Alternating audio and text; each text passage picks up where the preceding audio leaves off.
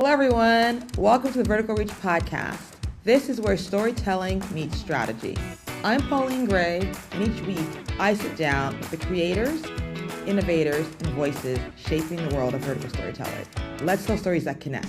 Good morning, everyone. Here we are back with the Vertical Reach podcast. And first of all, welcome back. So glad you guys are back here with us again. About the show, for any newcomers, Vertical Reach is that moment when you decide to extend upwards, physically, professionally, or emotionally, to meet what exists above where you stand right now.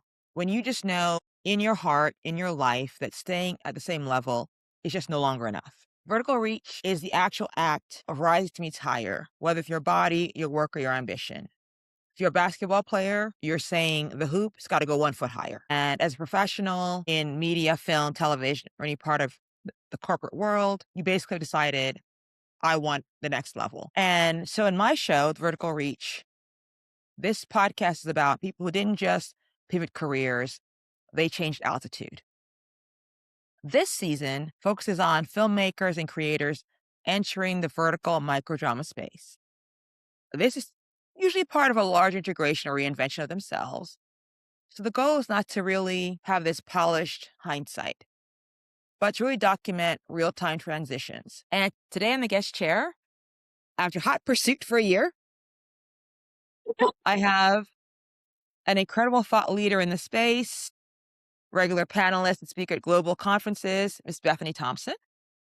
Hello. Hello, Bethany. Bethany is the creative lead at C-Star Productions, where she pioneers storytelling in the emerging microdrama world and works to advance the industry in the UK. Her background spans location, short films, marketing, music videos, you name it. And she now leads the business and marketing side of C-Star while supporting production processes that reshape how audiences engage with stories on the mobile platform. Passionate about the future of vertical dramas, she works to inspire the next generation of filmmakers, I mean, even the past generation of filmmakers, quite honestly, to think beyond traditional screen and into an industry that is constantly growing and seeking new creatives. Today, she can offer us valuable insight into how vertical storytelling is integral to brand successful digital marketing strategy.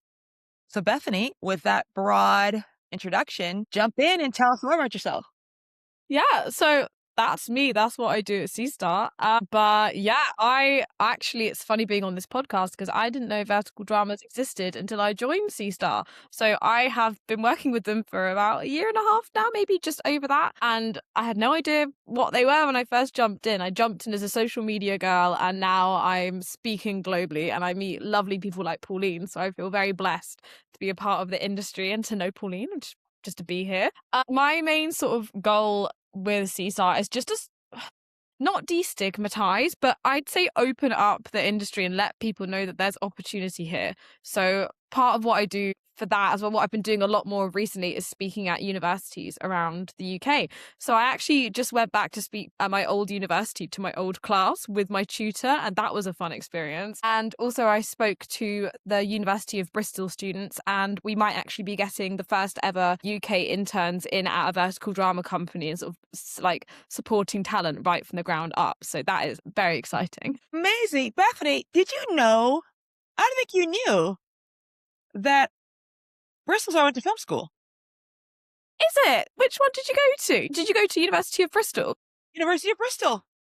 That's where I went to film school. Yeah. That's who we're getting in Bristol. In Bristol. That's right. No, I did when I graduated undergrad in America, I won a Marshall Scholarship, which allows for 2 years graduate study in the UK. And I did my very first year at LSE. I'm very risk avoidant. So I got a master's in politics of the world economy, which I use every day, clearly.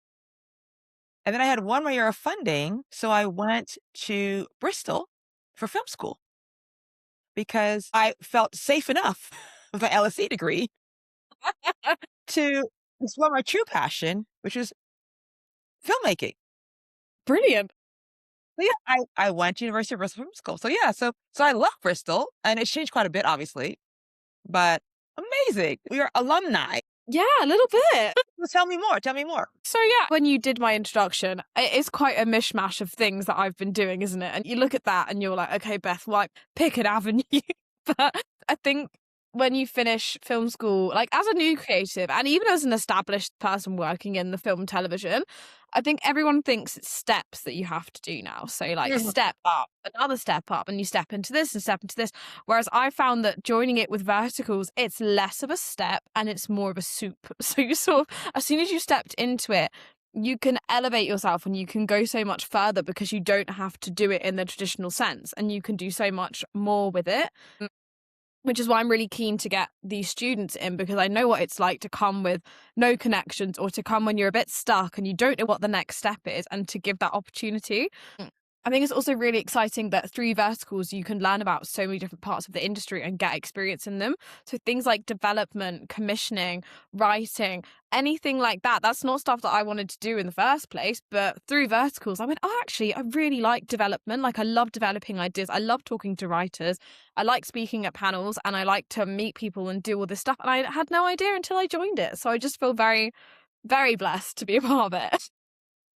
It's so true because I feel like you and I, now I know, are kind of bookends in a way. Yeah. Well, here's why I say this, because I very much believe there's a linear progression. You learned, you became qualified to, then you continue to. And that is, first of all, definitely very pre-digital social media perspective.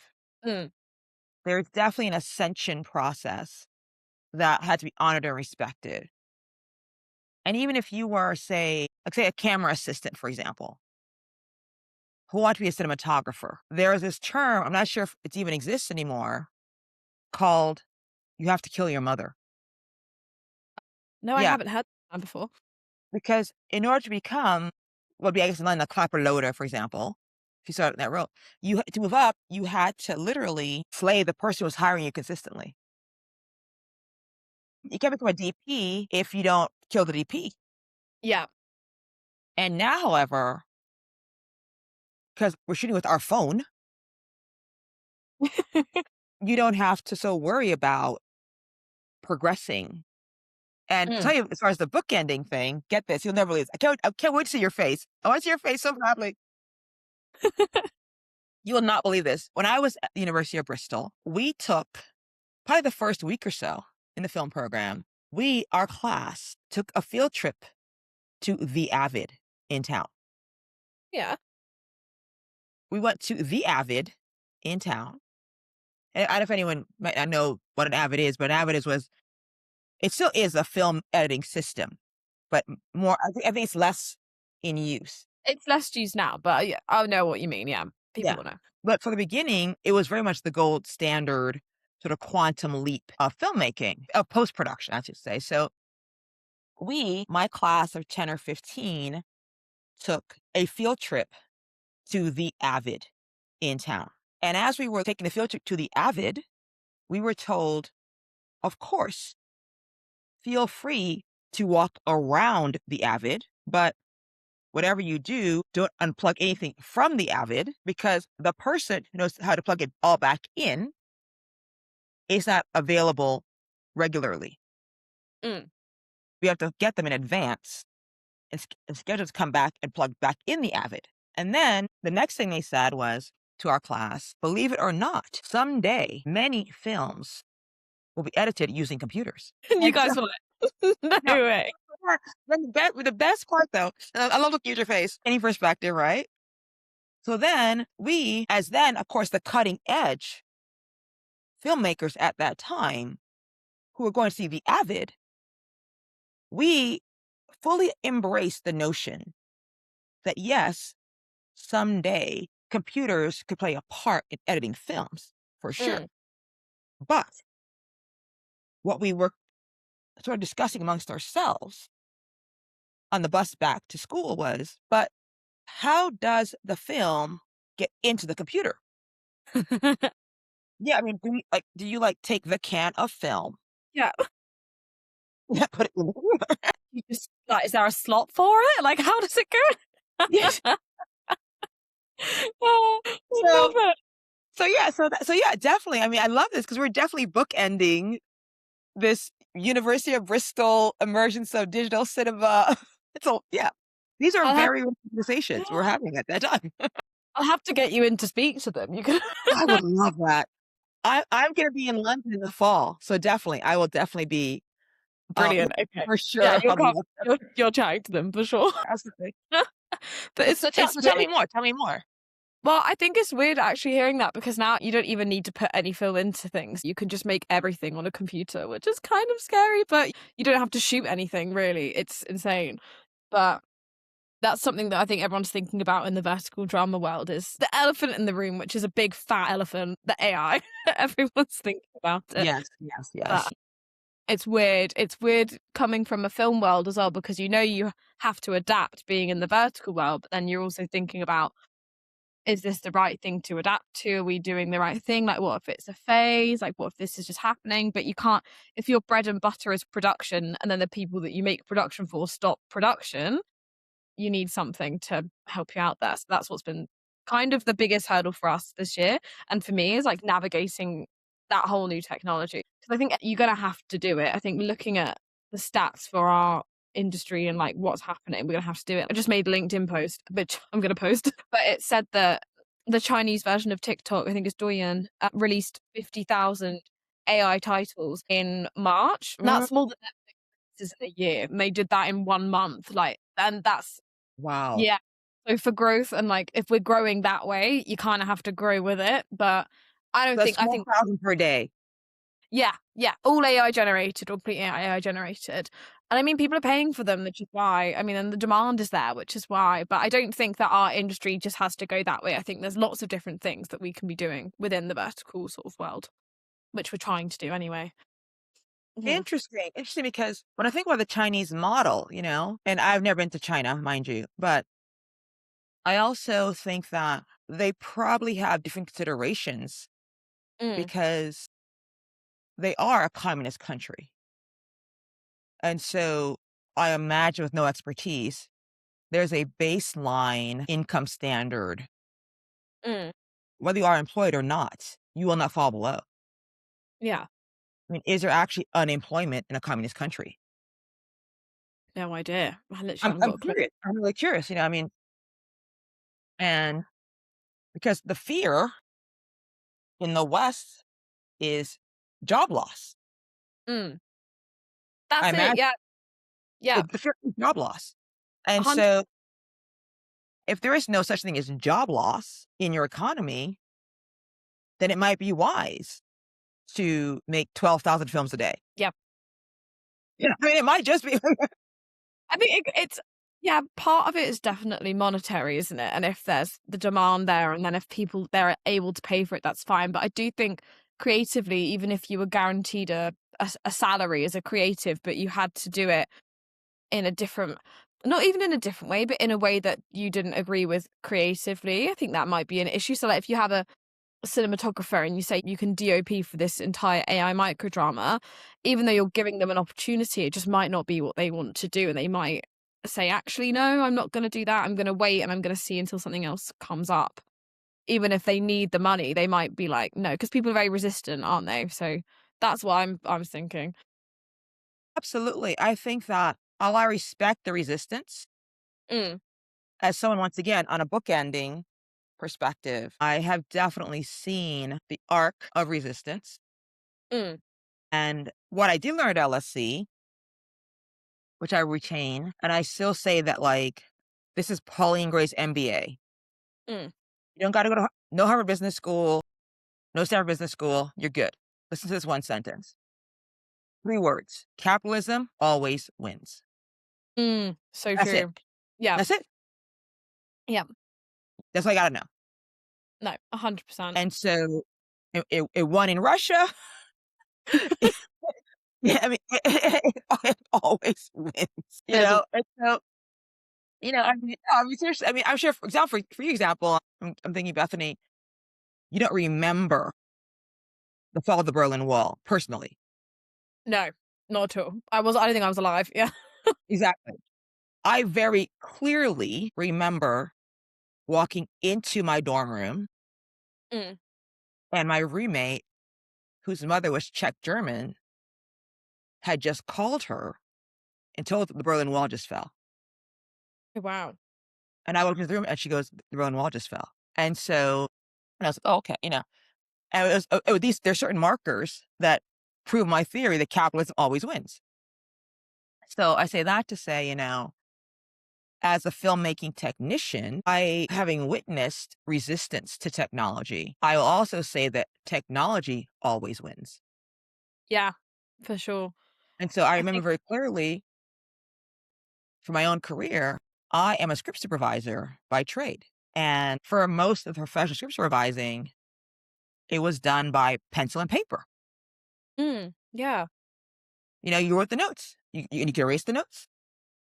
It was a tough job, wasn't it? Well, it is a tough job to do it that way as well, to be a script supervisor without any additional technology, and you can't, all you have is the script and a pencil, and you're just like, right, let's crack this. That is No, tough. actually, quite honestly, the funny thing is, from a craft perspective, Mm, pencil and paper is actually the quickest, most efficient way to do the job. It really, okay. it really is because actors are constantly changing what they do. Mm. I mean, the reason there's continuity is because it's really is continuity. So you can just erase it, Yeah. very quickly. However, from a technology perspective, being in that sort of bridgy gap from digital to analog digital, I always use computers because I'm a screenwriter. Mm. So it's a perfect, very simple transition to doing script notes digitally on the computer in Excel. I was always Excel fluent. So, but there's heavy resistance. Yeah. Like Absolutely. I'd say almost a war, quite honestly, within the surviving community about transitioning to digital. Mm. And yeah, I'd pretty much say a war within the industry, within the craft. And while it made perfect sense to me to do it, and I saw this as inevitable, mind you, Mm. Yeah. but the key deal breaker for me, quite honestly, believe it or not, was that as a screenwriter and also a director's pitch writer, mind you, I literally write a screenplay, work in Mm. a pitch on set between shots. Wow. Yeah. And no one knew what I was doing over, no one knew what I was doing over there. Secret. Secrets out. Oh, now, everyone knows now. Yeah, so I was like, this is a no-brainer. This is two for Hmm. one. Yeah. So yeah, and lo and behold, now I know one script supervisor who still does things by hand, Mm. but she takes the screen grab with her laptop Okay. Yeah.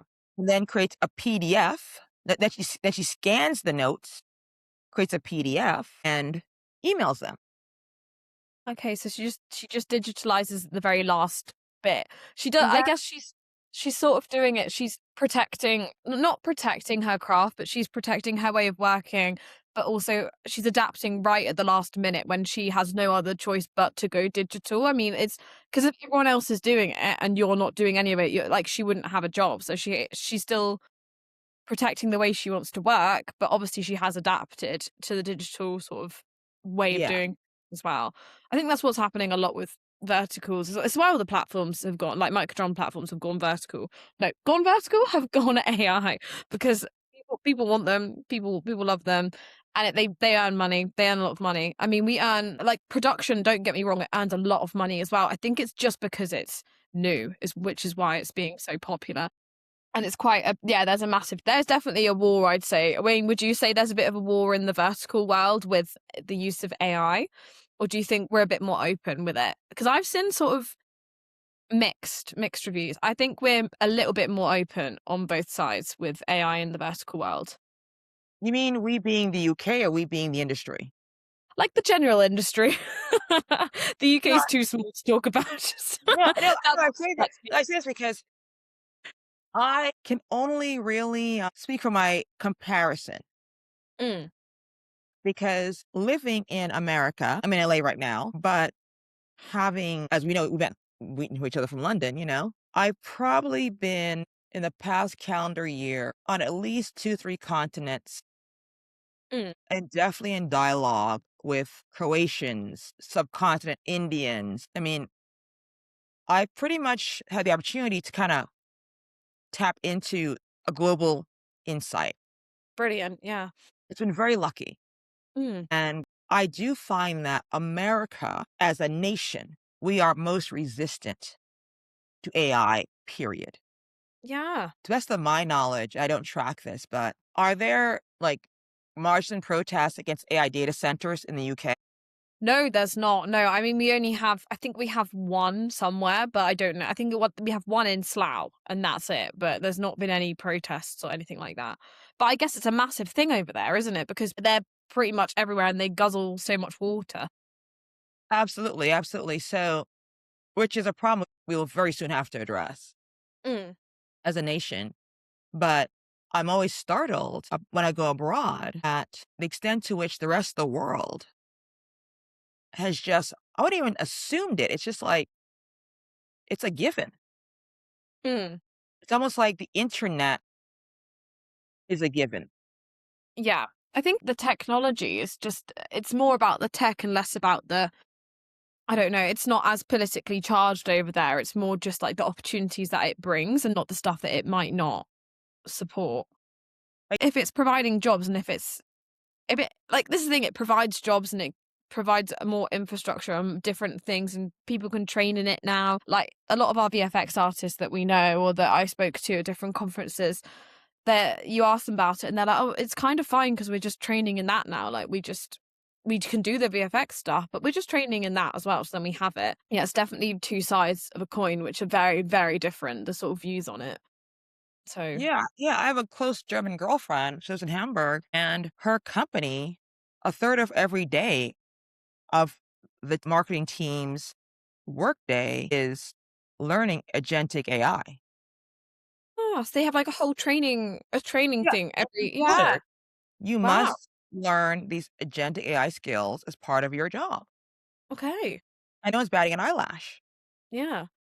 Whereas I think that in the US, there's this resistance to the Mm, concept itself, mm, which is noteworthy. So to go back to the vertical filmmaking, microdrama space, there's definitely a resistance. mm. I was meeting some with some girlfriends for lunch. I guess it was Sunday, a few days ago, Yeah. and and a lot of the conversation was about forgivable AI integration. Okay.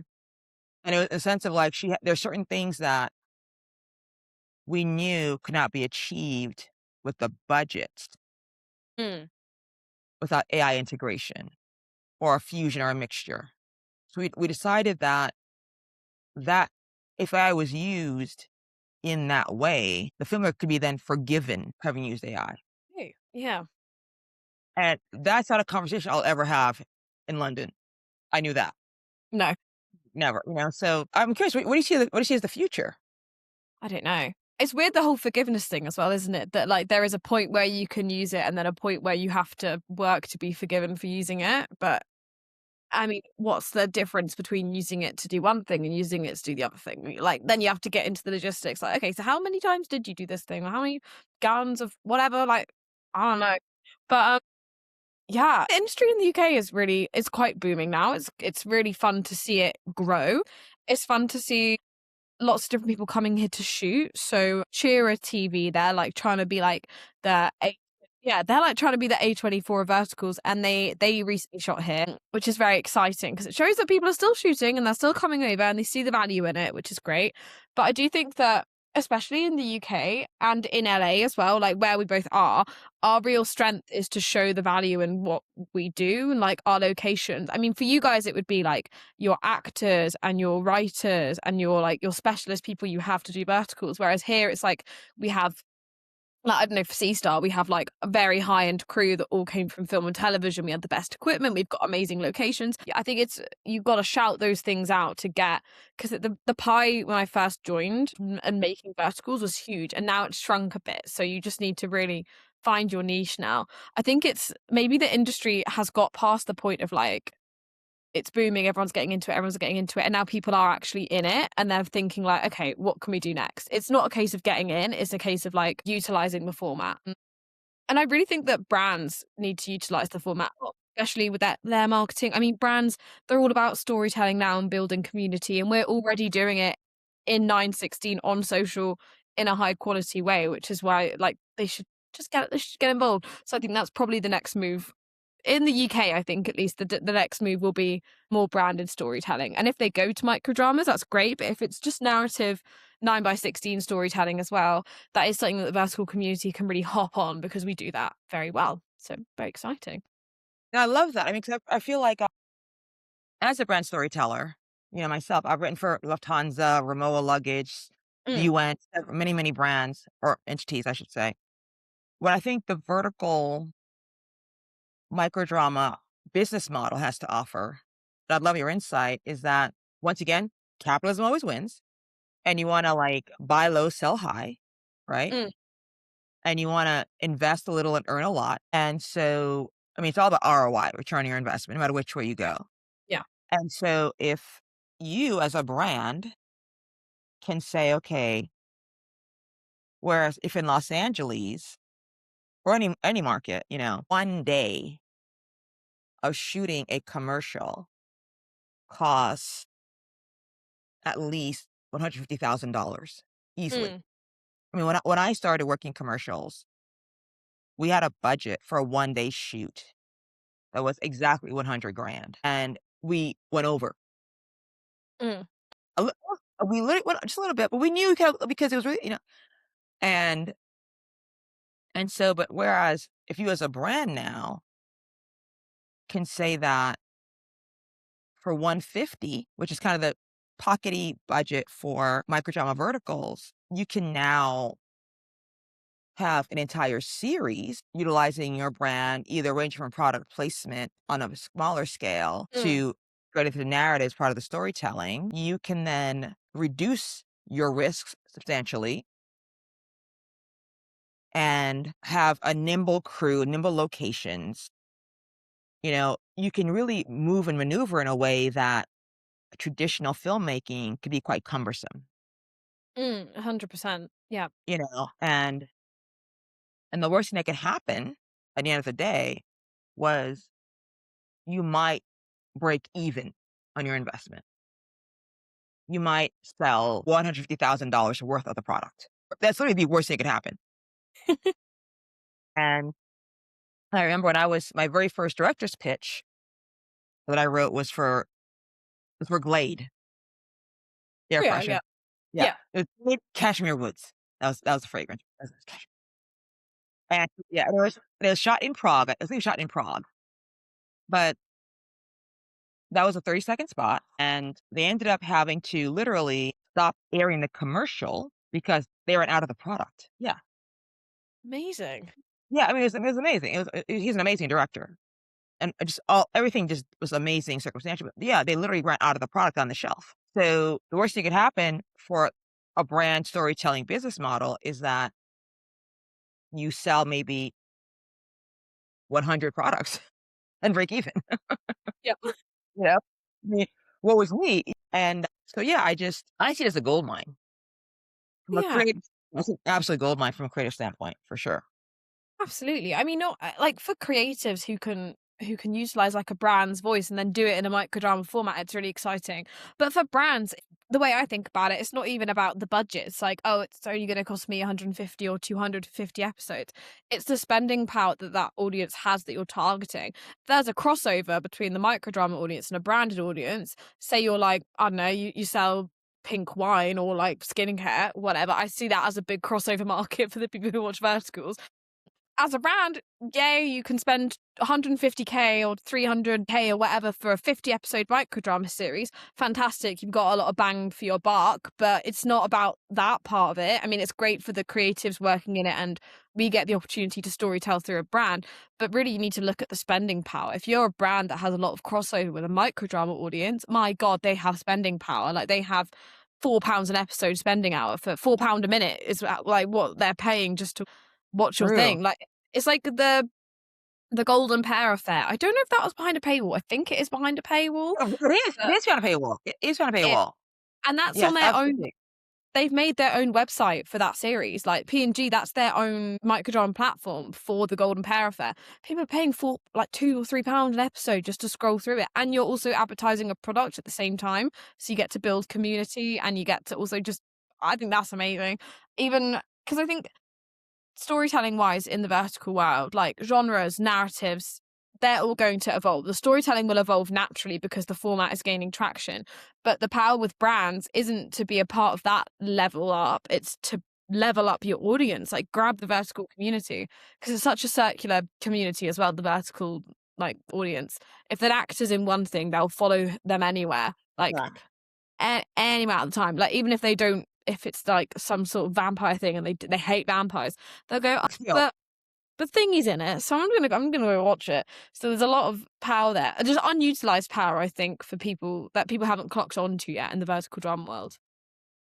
absolutely. I mean, when I think about, I had a conversation with a woman, another amazing thought leader in this space. She's actually on the show, but she mentioned to me that in the Philippines, for example, two things are interesting happening that when you rent an apartment in the Philippines and parts of Southeast Asia, they, first of all, no longer, they always come furnished Mm. for the most part. But many apartments, either one, no longer have a television set in them as part of the package. Okay. We know they're not going to watch their television per se. They're going to watch their phone for entertainment. Secondly, if there is a television, it may well be a vertical television. Wow. Oh my goodness. And the third part is in the Philippines, as a snapshot, mind you, people are actually taking to the point of purchasing power, spending power. People are normalizing taking a second job in order to pay for their vertical spend. Oh my goodness. Yeah, I think that's probably the biggest thing that really jumped out at me is like, oh, but if you think about it, like to your point, 3 or 4 pounds a minute, But it's actually, insane. There's no other media, like there's never in the history of film or television has anyone ever even thought about doing that. So it's really, it like, imagine being like, oh no, I need to do a second job so I can download, like, so I can get, like, go to cinema a few more times. It just doesn't happen, does it? But it's because they're not, do you think that's mainly attention spans now? Or I don't know, like, why is that? It's just the way they're formatted, isn't it? These verticals, the way that they story tell is that's their main draw. It's not anything monetary, really. I mean, because movies can hook you in, but then you're not going to pay another 20 and 20 and 20 because you haven't got the time. You haven't got 3 hours at a time to go. Yeah. Yeah. Or if you like binge watch, like people when they were binge watching Stranger Things, that's your day gone. Like your day's gone then. well, Mm. and absolutely. And I mean, I remember myself, like it's very rare, quite honestly, as a writer, as someone immersed in structure and backstory and the craft of writing, that something can't actually hook me Mm. for that long. I mean, because first of all, on the one hand, as a script supervisor, it has to be so flawless in the continuity for me to not get distracted. Yeah, or else you're just working. I'd be like, wait, that tie, what is tie? What the heck And happened? then- yeah, and I most of the time I can overcome that. Mm. Then, like as a narrative storyteller, I'm always kind of like, okay, so they're seeding that plot point now. I see them. I see what you're doing. You see, and I'd say in recent history, big shout out to, have you seen 000? Have I seen Uh, I think it's 000. 000? No, I haven't. It's actually, I think, based off a journalism article, Okay. but essentially it tracks one cocaine shipment as it goes all around the world. Wow. Oh my gosh. And you see how every country intersects with one cocaine shipment. From Italy to Morocco to Los Angeles to, there's not a single continent, except for maybe Mm. Antarctica, that one shipment does intersect with.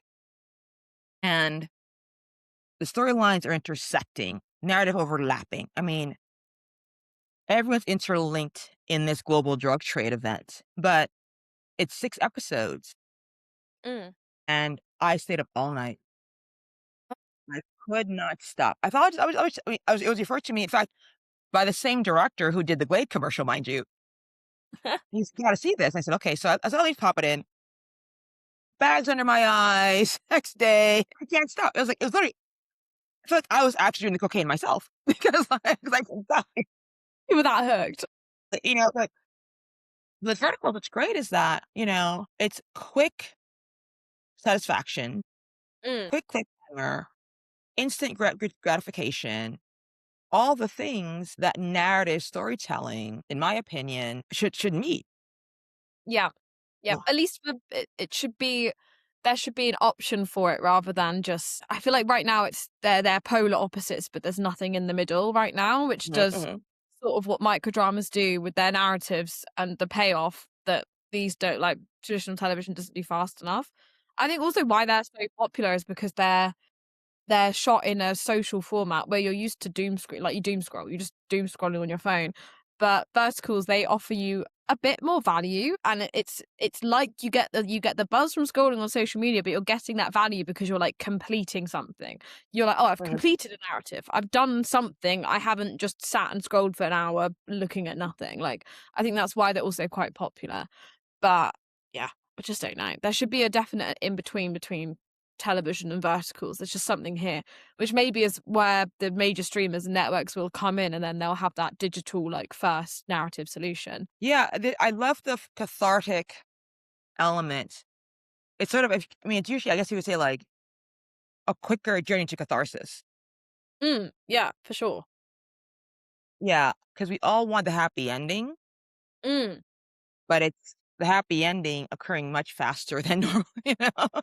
There, so you get that feeling, you're instantly like, "Oh, brilliant," and then if you want to have that feeling again, you can do it's addictive because then you can just keep having that feeling over and over and over again. You don't have to wonder what's going to happen or do a drawn out thing if you don't want to. Shorter journey to catharsis Mm.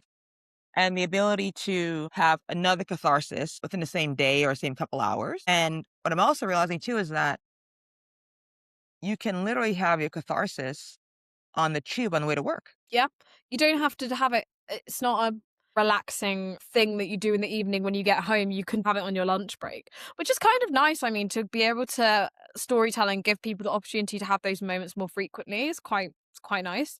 Don't have to work for it. I mean, but is there almost like a beauty in having to work for it or having to spend that time? I don't know. And also Well, maybe they're what? not yeah. 'Cause they're quite ridiculous storylines sometimes. I wonder if sometimes it's not that bit at the end, it's just the stuff throughout which keeps you hooked and keeps you there, and you end up finding it in different ways or not in the way that the storyteller originally intended you to. Yeah, I love that. Let me think about that. So as we wrap up here, I'm kind of we talk all day. I can't wait to see when I get to London next. But Yeah. Are you coming to Content London, do you think? I'm definitely coming. Yes. The conference which I attend is still up in the air. Okay, Let's say. let's see. Yeah, I can't wait though. It's an amazing conference. Let me ask you, Bethany, what is your next swipe up? What do you see for yourself? I think I would like to do more development. So I would love to do more branded content and develop ideas for brands. Whether that be creating whole campaigns or writing scripts. I've had a go at writing vertical scripts. They're very fun, but I don't know if the time and the actual just I don't think I could take it if someone was like, cut that out, cut that out, cut that out. Not because I wouldn't want to, but because I'd be like, who's going to replace it? How am I going to do this? So I think I'd like to experiment more with writing, but I think definitely the next step up for me is doing some stuff in development with C Star with brands. That would be fantastic. And we've had yeah, it would just be really fun to have that opportunity and do that next. So that was Bethany Thompson. What is your next swipe up? My next swipe up is that I would love to step into development with vertical dramas, but in the branded space. So whether that be creating concept, a bit like you do, Pauline. I want to be a Pauline. So whether that's creating concepts and then getting writers in like Pauline, or writing scripts, writing concepts, finding audience cross. I think what I have is a good foot in the vertical world and a really good understanding of the audience. and then I came from marketing. And I think that if I could bring those two together and match those audiences, it would be great. I'd also love to write a microdrama script. I did have a go at writing one. I got about 10 episodes into it. Pretty fun, pretty exciting. I liked it, but I don't know if I could do 50 episodes. So maybe we'll try and finish that as well. That's amazing. Well, thank you so much. I'm so excited. Yeah, definitely. Brands are the next horizon or the horizon. And we should become a joint, maybe evangelical team. There we go. Yeah, we'll stand on the street corners of Philly Circus with our little vertical Bibles, and who knows? Join the movement. Oh, come on. Salvation here. But so we'll wrap up. And thank you so much, Bethany. You're amazing. I'm so glad we connected. And to my audience, remember, if you're building something new or becoming someone new, this is the vertical reach. And absolutely, no matter what, keep swiping up. Have a great day. Thank you so much. Bye. Thank you for listening to this episode of the Vertical Reach podcast. If you enjoyed the conversation, make sure to subscribe so you never miss an episode. If it sparked something for you, please share it with a fellow storyteller. Until next time, let's tell stories that can.